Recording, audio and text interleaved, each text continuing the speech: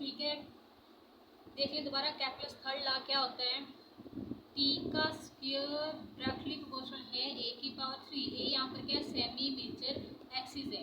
आप इसको इंग्लिश में लिख लेंगे, कैसे लिखेंगे, square of time period of planet. सिर्फ यहाँ पर प्लैनेट से मुराद ज़मीन नहीं, जितने भी प्लैनेट हैं, ठीक है, तमाम के टाइम पे जितने भी सारे ऐसे हैं, ठीक है, सिर्फ ज़मीन के बारे में नहीं है, जितने भी प्लैनेट सब के ये स्टेटमेंट्स होल्ड करती है, ठीक है। तो time period, square of time period of planet is directly proportional to semi major, proportional to cube of semi major axis, ठीक है। आई होप आप लोगों की इतनी समझ आ गई होगी। पहले आपने स्टेटमेंट को समझा, स्टेटमेंट है क्या चीज़। पहला लॉ किसके बारे में है कि जो प्लैनेट है सूरज के गिर्द हरकत तो करता है, मोशन तो करता है, लेकिन उसकी मोशन कैसी है, एलिप्टिकल है, ठीक है। यानी कि वो सूरज है तो ऐसे हरकत नहीं करता, ठीक है। उसकी रेक्टेंगुलर, ट्राइएंगुलर या कोई ऐसी उसकी मोशन नहीं है। उसकी मोशन कैसी है, एलिप्टिकल है, सर्कुलर नहीं है, ठीक है ना, हाइपरबोला है ना पैराबोला है, ठीक है, कोई और शेप नहीं है मैथमेटिकली, जस्ट कौन सी है, एलिप्स है, ठीक है। अच्छी खासी मेहनत के बाद उसने इस चीज़ को डिस्क्राइब किया है कि जितने भी प्लैनेट हैं सूरज के गिर्द मोशन तो करते हैं, लेकिन मोशन की कैसी है, एलिप्टिकल है। उससे पहले बहुत सारे जितने भी साइंसदान हैं, इन्होंने मुख्तलिफ कहा, सबने अपनी अपनी क्या सराहियाँ की, ठीक है। तो हर किसी के मुख्तलिफ पॉइंट ऑफ व्यू था। तो जाहिर सी बात है लास्ट में एक लॉ ऐसा ज़रूर आता है जो तमाम लॉज को फेल कर देता है। तो कैप्लस ने बाकी जितने भी लॉज थे उन तमाम को गलत प्रूव किया। इसलिए कहा जाता है कि ज़मीन साकन है, ज़मीन हरकत नहीं करती। तो ये भी साबित किया गया कि ज़मीन जो प्लैनेट है, ठीक है, वो हरकत करती है, उसकी हरकत कैसी है, एलिप्टिकल है, ठीक है। चलो ये भी हो गया, ठीक है। अब बात करते हैं एरिया। जो एरिया, ठीक है, एक टाइम सेकंड में, यानी कि एक सेकंड में, अगले एक सेकंड में, उससे अगले एक सेकंड में, उससे अगले एक सेकंड में कितना एरिया कवर करती है। जितना भी एरिया कवर करे क्या होगी, क्या होगा, वो कांस्टेंट होगा। जी यहाँ पे आपने एक चीज़ याद रखनी है कि स्पीड इसकी कांस्टेंट नहीं है, वेलोसिटी कांस्टेंट नहीं है, वेलोसिटी चेंज होती रहती है, वेलोसिटी चेंज होती रहती है। कैसे होती रहती है, जब आप यानी कि हम जब इसकी प्रूफ करेंगे फिर हम देखेंगे, तो आपको बताऊंगी कैसे चेंज होती रहती है। सो आप यहीं से देख लो, इसकी साथ एग्जाम्पल है कि सर्दियों के दिनों की गुजरने की स्पीड और गर्मियों की गुजरने की स्पीड कैसी होती है। सर्दियों के दिन स्पीडली से गुजरते हैं, ठीक है, और गर्मियों के दिन बहुत लंबे होते हैं, लेकिन उनकी स्पीड जो होती है बहुत ज़्यादा होती है। और सर्दियों में स्पीड क्या होती है, बहुत ही कम, गर्मियों में जो स्पीड होती है बहुत ही स्लोली चलती है, सर्दियों में बहुत स्पीडली से गुजरती है, ठीक है। तो स्पीड जो है यानी वेलोसिटी जो है वो कांस्टेंट नहीं है, वो चेंज होती रहती है, ठीक है। हर महीने की जो गुजरने की स्पीड है वो चेंज है, ठीक है, हर किसी की जैसी नहीं है।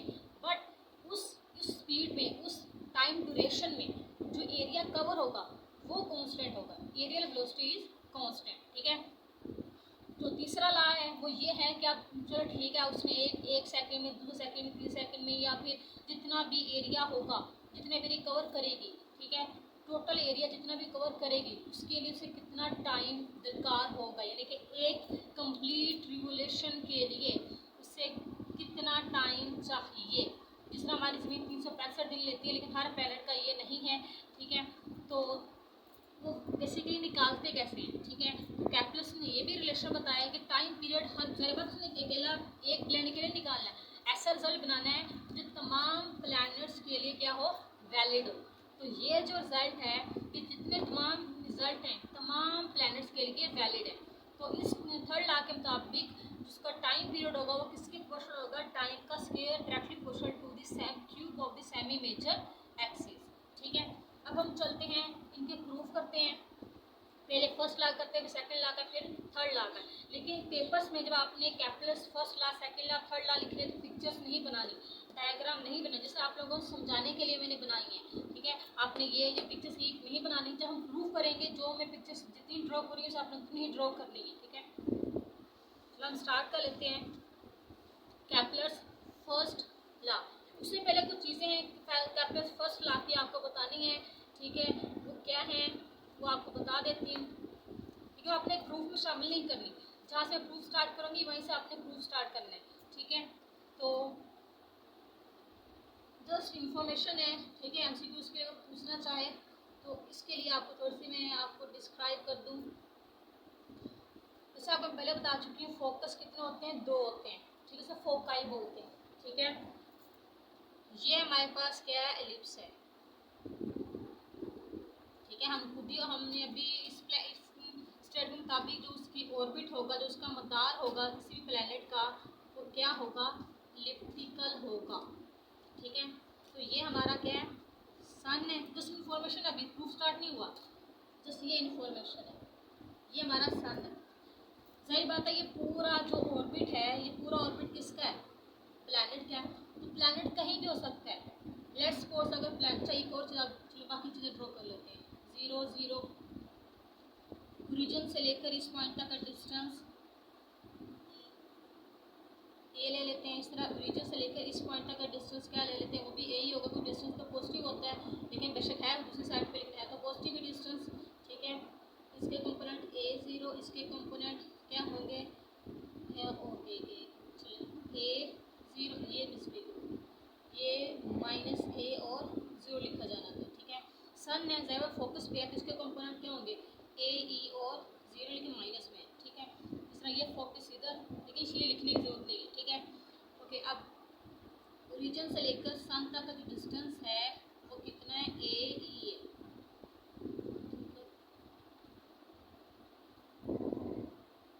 यहाँ पे लिख देती हूँ फोकस, ये दूसरा फोकस है, AE और 0, ठीक है। तो कितना डिस्टेंस होगा, ओरिजिन से लेकर इस सन तक का डिस्टेंस कितना होगा, AE होगा, ठीक है। इस तरह ओरिजिन से लेकर इस फोकस तक का डिस्टेंस कितना होगा, AE होगा। अब बात कर लेते हैं कि प्लैनेट की ना, प्लैनेट सबसे ज़्यादा नज़दीक कहाँ पर होता है, प्लैनेट सबसे ज़्यादा नज़दीक कहाँ पर है, तो सबसे दूर कहाँ है, यानी कि सन इधर ही है, सन तो अपनी जगह से नहीं हिल रहा, प्लैनेट मूव कर रहा है, प्लैनेट मूव कर रहा है, ऐसे ऐसे ऐसे ऐसे ऐसे ऐसे ऐसे ऐसे मूव कर रहा है। सबसे ज़्यादा नज़दीक प्लैनेट कहाँ होगा, इस पॉइंट पर होगा, सन के, सन की कहीं और हो सकता है सबसे नज़दीक, ठीक है। देखने में आप यहाँ से लग रहा है यहाँ नज़दीक है, ठीक है। पिक्चर ऐसी ड्रॉ हुई है जो आपको लगे ऐसे रहा है, ठीक है। लेकिन सबसे ज़्यादा नज़दीक जो प्लैनेट होता है सन के, वो प्लैनेट जो सन से नज़दीक होता है इस पॉइंट पर होता है, ठीक है।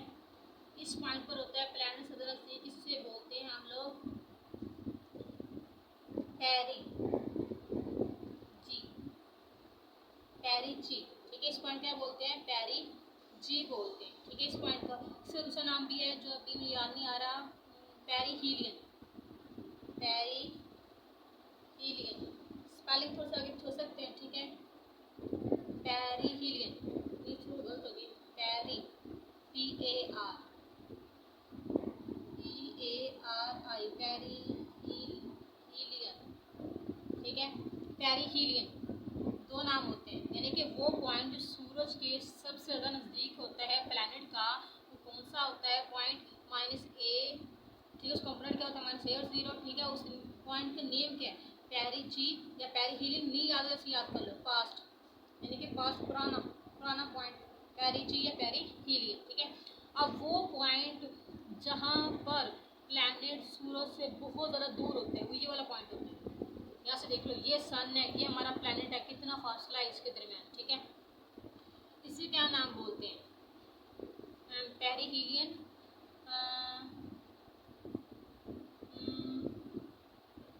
एक मिनट,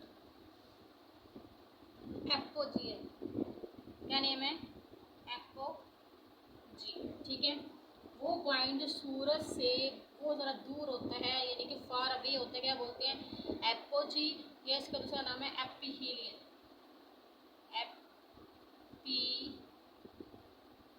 एपिहीलियन, ठीक है।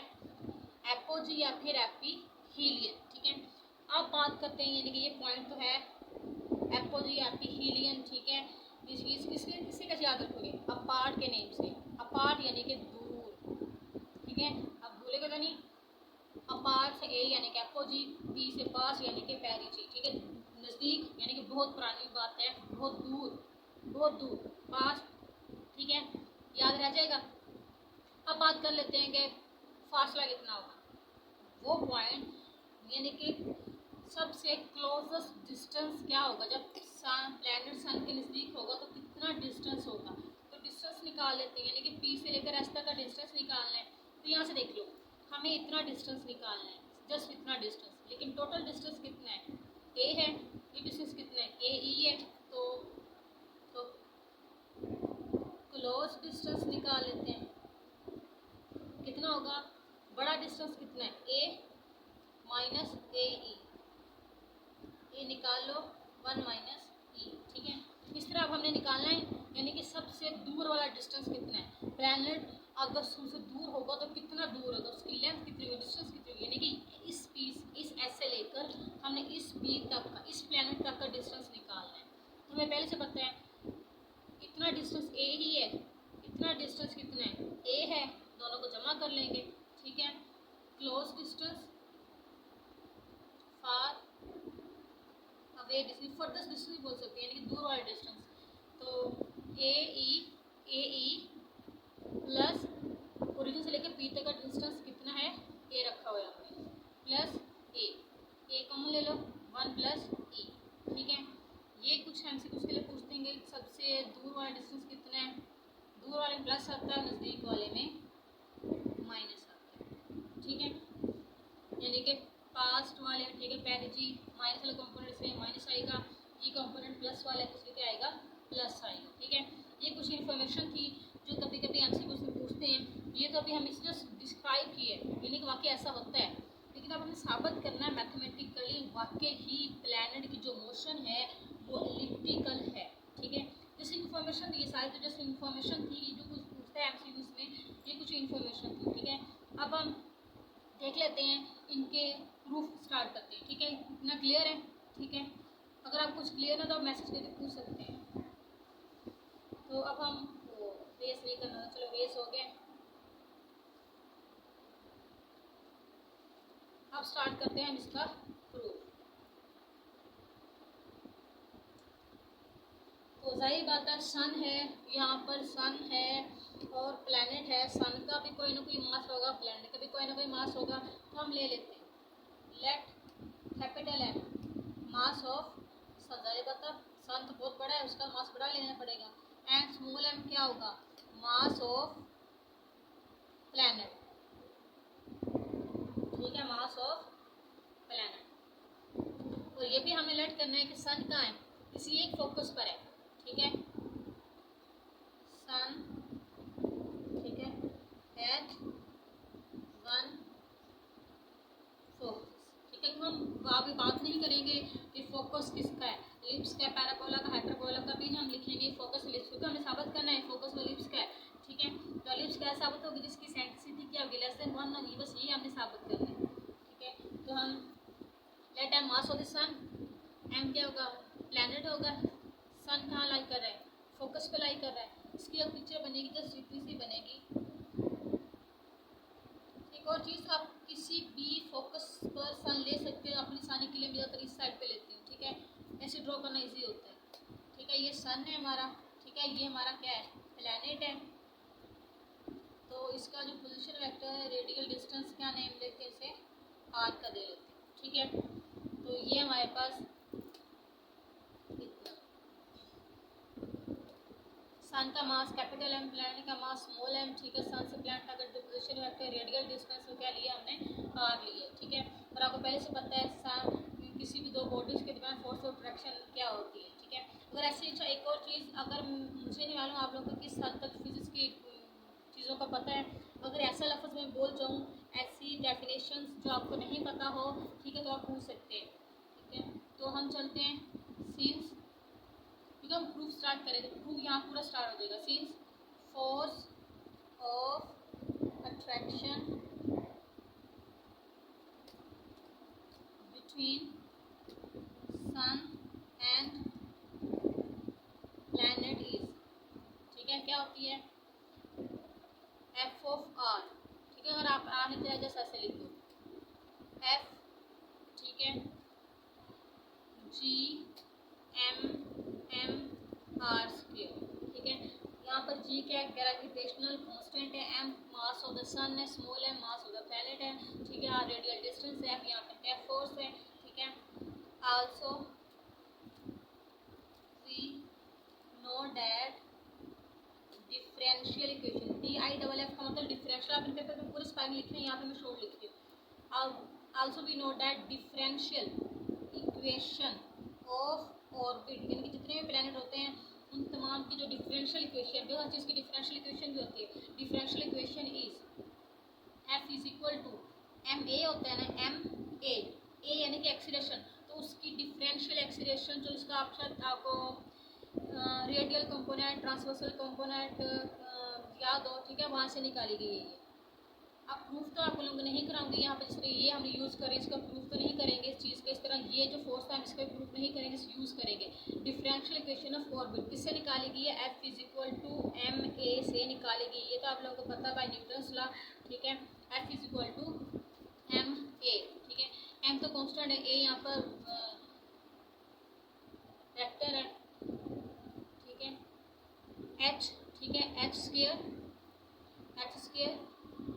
You square U plus D square U D theta square, ठीक है। अब हम also we know that differential equation of orbit is F is equal to M, यानी कि इसकी डिफरेंशियल इक्वेशन है, इस चीज़ से डिस्क्राइब होती है, ठीक है, प्रॉपर इसका पूरा प्रूफ है, इसलिए प्रॉपर ड्राइव होती है, आपने याद रख लीजिए। यहाँ पे एक और चीज़ कि जो थीटा जो है यहाँ पर, यानी कि एक और चीज़, इंडिपेंडेंट और डिपेंडेंट वेरिएबल कौन है? जो ऊपर होता है आपको मिथ्या में बता चुकी वो क्या, कौन सा होता है? डिपेंडेंट वेरिएबल होता है। जो नीचे होता है कौन सा होता है? इंडिपेंडेंट वेरिएबल होता है। यहाँ रिलेशन यू क्या है? You is equal to 1/r, ये रिलेशन है, ठीक है। आगे चलते हैं, जल्दी खत्म करते हैं, वीडियो बहुत लॉन्ग हो रही है, ठीक है। तो इन दोनों कंपेयर कर लेते हैं, by 1 and 2, by 1 and 2, by 1 and 2, दोनों को कंपेयर कर लेते, क्या आ जाएगा? G M small M R square, आगे सर जस्ट मैथमेटिकली, वो मुश्किल नहीं है, H square U plus D square U D theta square. अच्छा एम से कट गया, ठीक है। आपको वैसे पता है कि यू किसकी इक्वल है 1/r के, तो यू स्क्वायर किसकी इक्वल हो जाएगा, ठीक है, यू स्क्वायर 1/r स्क्वायर के, इसका मतलब इस आर स्क्वायर की जगह यानी कि 1/r स्क्वायर जगह पुट कर सकते हैं हम लोग यू स्क्वायर, तो पुट करते हैं G M okay U square H square U plus D square U D theta square, U square से यू स्क्वायर कटे, क्या बचा? G M H square U plus D square U D theta square. वैसे आपको पता है जी क्या है? यू कांस्टेंट है, ठीक है, कैरेक्टर को अच्छा खासा कांस्टेंट है, एम ये भी कांस्टेंट है, वैसे पता है मास है सन का, ठीक है, तो वो फिक्स है, सन का मास भी और ये भी फिक्स है, दोनों को मल्टीप्लाई करेंगे कोई ना कोई फिक्स आंसर आएगा, क्या नहीं तो इसे लैम्डा का नियम दे देते हैं, ठीक है। तो ये क्वेश्चन क्या बन जाएगी? Lambda is equal to H square U plus D square U D theta square, ठीक है। आगे चलते हैं, अब चलो यहाँ थोड़ा सा कर देती हूँ, ठीक है, यहाँ तक हो गया। आगे चले, यहाँ पे एच स्क्वायर क्या है? मल्टीप्लाई यहाँ पे क्या हो जाएगा? डिवाइड हो जाएगा, ठीक है। तो आगे से कर डी स्क्वायर कर देते हैं, D square U D theta square plus you, ठीक है। तो आगे ये क्वांटिटी यहाँ प्लस की तरह क्या हो जाएगी? माइनस की D square U D theta square plus U minus lambda over H square is equal to U, ये हमारे पास क्या हो गया, ठीक है। यहाँ से समझा गया। अच्छा आगे देखें,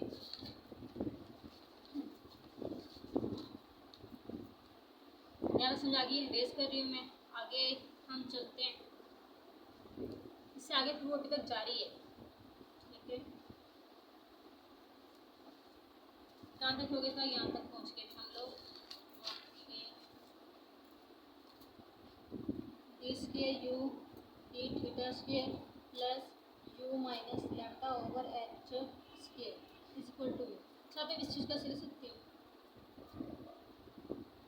इस u के अंदर, इस u के अंदर ये माइनस कर सकते हैं, कैसे कर सकते हैं आप कभी मैं बता देती हूँ।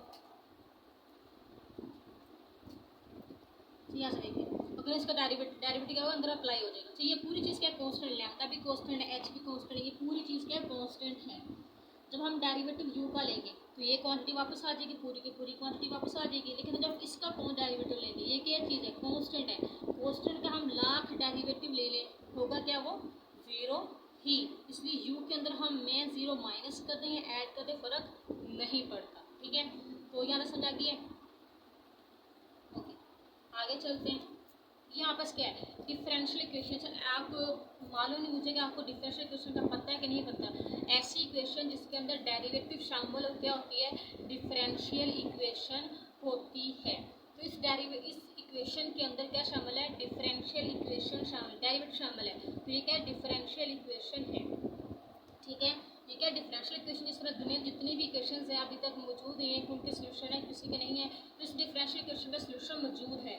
ठीक है, वो कैसे मौजूद है, इसका यानी कि इसका आंसर कैसे निकालते हैं। ठीक है, तो आप इतना लंबा प्रोसीजर है, थोड़ा सा आप वो पेपर के अंदर स्किप भी कर सकते हो, लेकिन आप लोगों को मैं बताऊंगी कैसे होता है। अच्छा, लेट ये जो पूरा है, इस पूरे क्या लेट कर लेते हैं, कैपिटल डी स्क्वायर। ठीक है, अगर आप पेपर के अंदर आपको प्रूफ आए तो आप ये स्किप भी कर सकते हो। ठीक है, इतना लंबा हो जाएगा। ठीक है, तो बहुत मामूली सा है, आप लोगों के लिए बहुत बड़ी चीज़ है, लेकिन एग्जामिनर के लिए नहीं है। ठीक है सर, आप एक मिनट, एक तो ये दोनों के अंदर कॉमन है, बाहर निकाल दो।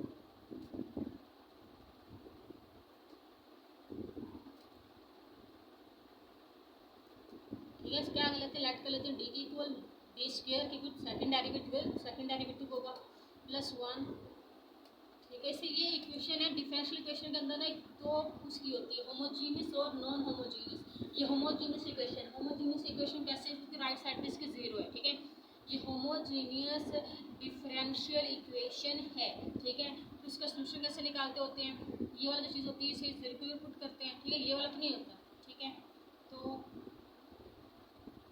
यहाँ से किसका आंसर निकालना है हम लोगों ने, डी का -1 है तो हो जाएगा डी क्या आ जाएगा प्लस माइनस आयोटा। ये मालूम कि नहीं मालूम, दोनों साइड पे क्या आ जाएगा, अंडर रूट आ जाएगा। 1 का -1 का अंडर रूट क्या होता है, प्लस माइनस आयोटा। ठीक है, आप पेपर के अंदर यहाँ से स्किप कर सकते हो, ये यहाँ से। ठीक है, आपको बता रही हूँ वाकई इसका सोल्यूशन ऐसे ही होता है, वरना जो बुक्स पर लिखा रहता है कि इसका सोल्यूशन ये है। ठीक है, आप लोगों में निकाल के दिखा रही हूँ, वाकई ये सोल्यूशन आता है। ठीक है, यहाँ तो हो गया। आप देखो सोल्यूशन लिखना कैसे है, आपको एक और चीज़ बता दूँ, इंडिपेंडेंट और डिपेंडेंट वेरिएबल। अभी मैंने अच्छा आपको बताया, हमेशा एक चीज़ याद रख लो, डी और डी ऊपर जो भी वेरिएबल हो क्या होगा, डिपेंडेंट वेरिएबल। नीचे जो भी होगा जैसा मर्जी हो, लंबा चौड़ा बड़ा छोटा जैसा मर्जी हो, जैसे में शक्ल हो वैसी हो। ऊपर वाला हमेशा डिपेंडेंट वेरिएबल, नीचे हमेशा इंडिपेंडेंट वेरिएबल। यहाँ से देखो इस वाले में ऊपर कौन, बेसिकली ऊपर आना है, जगह थोड़ी सी नीचे लिखा गया है। ठीक है, ये जो वेरिएबल है ये पूरा वेरिएबल है। ठीक है, वेरिएबल के अंदर कोड होगा। आप ज़्यादा बात है कि वेरिएबल के अंदर कांस्टेंट भी आ गया। ठीक है, लेकिन वेरिएबल कौन सा है, ठीक है, तो ये डिपेंडेंट वेरिएबल, यहाँ पर कौन सा है, इंडिपेंडेंट। जब आंसर में आप लोगों को पता हो कि डिपेंडेंट वेरिएबल एक साइड पे होता है, यहाँ पर डिपेंडेंट वेरिएबल क्या होगा, सो इट्स, चलो आप इतना डीपली नहीं लेते, इतना तस्वीर नहीं लेते, तो ज़्यादा नॉलेज हो जाएगा, कंफ्यूज हो जाएगा आप लोग। ठीक है, तो डायरेक्ट थोड़ा सा स्टेप आगे तक हम आते हैं। क्या होगा, इस general solution is dependent variable बाहर रखना है। यहाँ पे डिपेंडेंट वेरिएबल कौन सा, ये वाला u minus lambda over H square dependent variable है, इज इक्वल टू ए कोस। अब इंडिपेंडेंट वेरिएबल कौन सा है, थीटा है, थीटा माइनस ये थीटा नॉट। ये थीटा है वेरिएबल है, ये कांस्टेंट है। ठीक है, बेसिकली कांस्टेंट यहाँ पर ए कांस्टेंट है, चलो आप बी भी रख लो, लेकिन ज़्यादातर बुक्स पे थीटा नोट रखा जाता है, इसलिए थीटा नोट रख दिया गया है। ठीक है, जिस तरह यहाँ पर कांस्टेंट ए होता है, कभी आपने अल्फा बीटा गामा कम ही देखे होंगे। थीटा नोट ये कांस्टेंट है, A and theta naught are constant. अब इसके अलावा प्रूफ है कि ये कोस कैसे आता है, बहुत स्टूडेंट्स पूछे कोस कैसे आता है। अगर आप लोगों को दिलचस्पी है कि कोस कैसे आता है, तो उसका अच्छा खासा प्रूफ है। अभी मैं करने जा रही थी, लेकिन महसूस हुआ कि जब पेपर में जब इसकी ज़रूरत नहीं है तो प्रूफ में, तो हम क्यों करें। ठीक है, बस अपने याद रख लेना है कि डिपेंडेंट वेरिएबल इधर आएगा, यहाँ पर कांस्टेंट आएगा, या कोस आएगा, थीटा माइनस थीटा नॉट। ठीक है, याद रख। ठीक है, अब अपनी आसानी के लिए जो हम डिस्टेंस ले लेते हैं वो ज़रा हम ले लेते हैं, यानी कि जो प्लैनेट है वो कहाँ पर लाई कर रहे हैं। अपनी आसानी के लिए ज़रा के लिए सबसे क्लोज डिस्टेंस है, ठीक है, एपीरियन। ठीक है, तो वहाँ पर थीटा क्या होगा, 0 होगा। ये जो डिस्टेंस होगा थीटा नॉट, ठीक है, क्या हो जाएगा, ठीक है, ये क्या हो जाएगा, 0 हो जाएगा। चूज़ कर लेते हैं, प्लान कहीं हो सकता है, हम चूज़ कर लेते हैं कि प्लान जहाँ मर्जी हम थीटा नोट क्या है, फिर थीटा नोट क्या है, कॉन्स्टेंट है, कहाँ पर है, ठीक है, हम ले लेते हैं आपके लिए सबसे नज़दीक 3, वहाँ पर थीटा नोट क्या हो जाएगा 0। तो ये क्या चीज़ हो जाएगी, u minus lambda over H square A cos theta, ठीक है। अब हमने इसको बस सिंप्लीफाई करते जाना है। आप क्या करना है जी, हमने ओके, अब ये जो क्वांटिटी है, आई थिंक कहीं मिस्टेक तो नहीं है, उसका प्रॉपर प्रूफ है सारा, वो आपको मैं सेंड कर दूँगी, ठीक है, आप देख लीजिए कैसे होता है। लेकिन बैक में आपने मुख्तसर 3 लिख रहे थे, लंबा छोटा नहीं लिखते, ठीक है। तो मल्टीप्लाई बोथ साइड से एक और चीज़, ये माइनस की क्वांटिटी साइड पे क्या हो जाएगी, प्लस की, ठीक है। अब क्या करना है, बोथ साइड पे multiply by H square over lambda on both side से मल्टीप्लाई करना है, स्क्वायर ओवर लैम्डा से मल्टीप्लाई करना है, H square over lambda A H square over lambda cos theta plus lambda over H square, ठीक है, multiply H square over lambda, H के cancel lambda cancel हो जाएगा, क्या बचेगा हमारे पास U H square over lambda, ठीक है, A H square cos theta over lambda plus 1, ठीक है, ये ऑप्शन लगी है। आगे चलते हैं हम लोग, ठीक है, कहाँ तक पहुँच गए थे, हमें यहाँ तक हो गया था, क्या बचा था यहाँ पर, you H square over lambda 1 plus A H square over lambda cos theta, ठीक, यहाँ पर हम लेट करेंगे, ठीक है, यानी कि बेसिकली आपने जैसे आपको मैंने पहले बता रहे सेंट्रिसिटी, ठीक है, लेटेस्ट रेक्टम, तो यहाँ पर special centricity special latest rectum है, ठीक है। तो here semi major axis L, ठीक है, तो क्या होगा एच स्क्वायर ओवर लैम्डा, ये वाला एच स्क्वायर ओवर लैम्डा, ठीक है, ओके, एंड ई यानी कि सेंट्रिसिटी क्या होगा, ये पूरा जो कोस के साथ होता है, ठीक है। ये बेसिकली कॉनिक, आपने जिस तरह आपको मैंने बताया था कॉनिक सेक्शन की एक्स वाई में शक्ल वो क्या थी, ये वाली X square plus Y square plus 2g X plus 2fy plus C is equal to 0, ये second degree equation conic section को रिप्रेजेंट करती है। कब ये एलिप्स, कब पैराबोलिक, कब हाइपरबोला होगी, ये भी आपको पता है। इसी तरह कॉनिक सेक्शन की पोलर फॉर्म भी होती है, कौन सी फॉर्म की, कार्टेशियन फॉर्म बोलते हैं इसे, ठीक है। इस तरह कॉनिक सेक्शन की पोलर फॉर्म भी होती है, कौन सी होती है अभी चलो आपको पता लग जाएगा, ठीक है, वो आपको भी लग जाएगा पता कैसी होती है, यहाँ पर अभी राइट हो जाएगा, E is equal to A H square over lambda, ठीक है। तो अब हम, और आपको ये भी पता है कि u किसके इक्वल होता है 1 ओवर आर के, तो इस u की जगह पुट करेंगे हम लोग 1 ओवर आर, ठीक है, और इस जगह पुट करेंगे l यानी कि l ओवर आर, 1 प्लस क्या पुट करेंगे इसकी जगह पे e कोस थीटा, यही हमारे पास ये क्या है, it is polar form of conic, ठीक है, पोलर फॉर्म ऑफ कॉनिक है। अब ये पोलर फॉर्म ऑफ कॉनिक कब एलिप्स होगी, जब जाहिर सी बात है ई क्या होगा, लेस देन 1 होगा। अब इसका ये लादा प्रूफ है कि इस स्टेटमेंट के अंदर, इस प्रूफ के अंदर जो ई निकला है, जो ई की शक्ल निकली है, ये ई की शक्ल अब प्रॉपर निकलनी है, क्योंकि यहाँ पर एक गड़बड़ है। क्या गड़बड़ है यहाँ पर, तो कॉन्स्टेंट है, ए यहाँ पर एक कॉन्स्टेंट है जो अननोन है, ठीक है। जिस तरह लैम्डा तो ये हमारे पास है ना, लैम्डा तो हमारे पास ये है, जी एम है, जी भी कैलकुलेट है, एम भी कैलकुलेट है, एच भी यहाँ पर कैलकुलेट नहीं है और ए भी यहाँ पर कैलकुलेट नहीं है। तो उसके बकायदा प्रूफ है कि ई जो भी निकलेगा वो लेस देन 1 ही होगा इन दिस केस, ठीक है। तो यहाँ पर ये क्या है, it is polar form of conic. हमें साबित करना था कि जो मोशन है वो क्या है, एलिप्टिकल है। तो एलिप्टिकल के लिए पहले हमें डिस्क्राइब करना पड़ना था कॉनिक सेक्शन की, कौन सी मर्जी हम उसकी फॉर्म निकाल लेते। हमने कौन सी निकाली है, एलिप्टिकल पोलर निकाली, हमने कार्टेशियन नहीं निकाली, ठीक है, क्योंकि कार्टेशियन थोड़ी सी मुश्किल हो जाती है। यहाँ पर एलिप्टिकल जल्दी निकल आती है, तो एलिप्टिकल निकला या एलिप्टिकल फॉर्म कॉनिक निकला। अब ये कॉनिक सेक्शन जो है ये एलिप्स को रिप्रेजेंट करता है। क्यों? इस केस में जो ई निकलेगा हियर, जो ई ये पूरा कैलकुलेट होगा, ये पूरा कैलकुलेट होकर आएगा, अलग पेपर में आता है, ठीक है। ये क्या कॉनिक सेक्शन है, यहाँ पर ई जो भी आएगा पूरा कैलकुलेट, आप लोगों को कैलकुलेट नहीं करना कि कैसे होता है, ठीक है। अब ये फिर यहाँ पर एच आ गया, फिर एच का अलग से इसकी इक्वल है, बस ये जो मर्जी है, ये पूरा इन दिस केस, ये हर जगह पे ई की फार्मूला ये नहीं है, ठीक है। इन दिस केस ई निकलता है, वो ये निकलता है, और यहाँ पर ई इज नेगेटिव, ई सारे पास एनर्जी है, वही kinetic total energy, kinetic energy plus plus energy, ठीक है।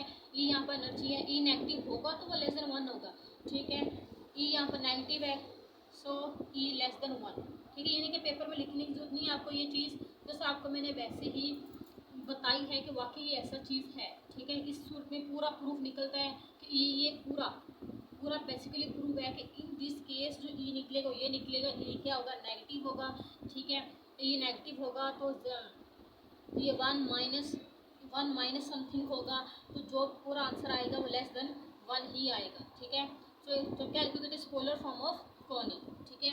So it is polar form of conic. बस आपने ये लिखना नहीं है, आप लिखना चाहो तो लिख दो, आप लोग अपनी मर्जी है, ये लिखना चाहो बस ये लिख दोगे। हैंस प्रूव दैट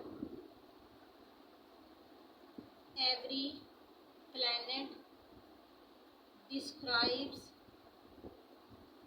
एलिप्स, हर प्लैनेट क्या डिस्क्राइब करता है, एलिप्स डिस्क्राइब करता है with sun at one focus. I hope so आप लोगों को समझ आ गई होगी। तो हम कल से नेक्स्ट जो बाकी इजी है, ये थोड़ा सा लंबा था, बाकी सारे प्रूफ छोटे छोटे हैं, सेकंड लॉ और थर्ड लॉ।